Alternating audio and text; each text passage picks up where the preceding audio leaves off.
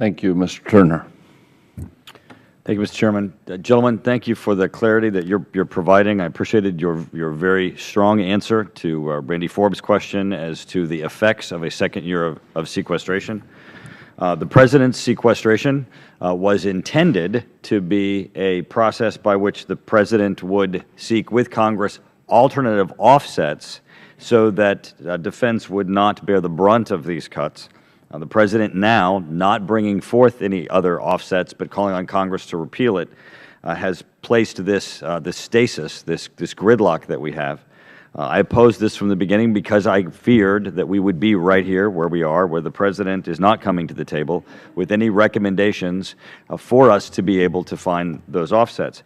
But with the clarity that you're providing, this is important because it's going to help us frame the discussion of how important it is that this process be stopped.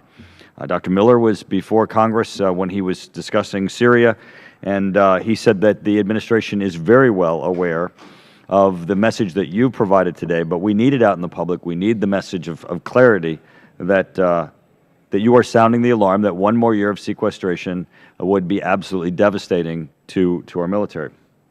I want to go to Hagel's Strategic Choices and Management Review, this known as the skimmer analysis, which appeared to be largely sequestration driven. And I'd like to focus with General Ordinero and General Welsh on the effects of the conclusions of the skimmer analysis. General Ordinero, you had said that they had some rosy assumptions. It's my understanding that a number of assumptions underpin the sequester-driven skimmer analysis, such as a 6-month duration for wars, no follow-up for stability and support operations, and a 90-day mobilization for reserve component formations. And as you're saying, their readiness is actually declining, not remaining stable. General Welsh, I'm certain you have some concerns as to how it affects Air Force squadrons, and if the two of you might speak of whether or not you also have similar concerns that the skimmer analysis conclusions may affect our ability for readiness. General Ordinero? Congressman, you had it just right. And I have some concerns. I mentioned that I think some of them are somewhat rosy assumptions that I think can be somewhat dangerous. As you mentioned, conflicts 6 months in duration, no casualties in these conflicts, the fact that we would fully disengage from everything else we're doing.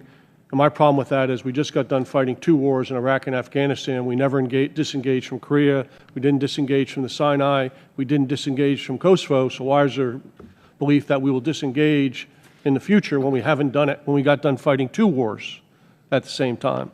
There's no mission for weapons of mass destruction that was not considered, which is a significant scenario in many of the scenarios that we have to address. So all of those are my concerns that were really put in there so we could say we need a smaller Army, and that's concerning to me.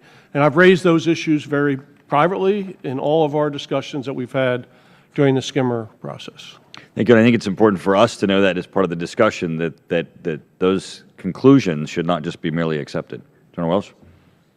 Congressman, I think the skimmer process made some things very clear to me. First is that what sequestration does, the top-line reductions over time related to sequestration actually creates a capacity versus capability discussion that Admiral Greenert referred to previously.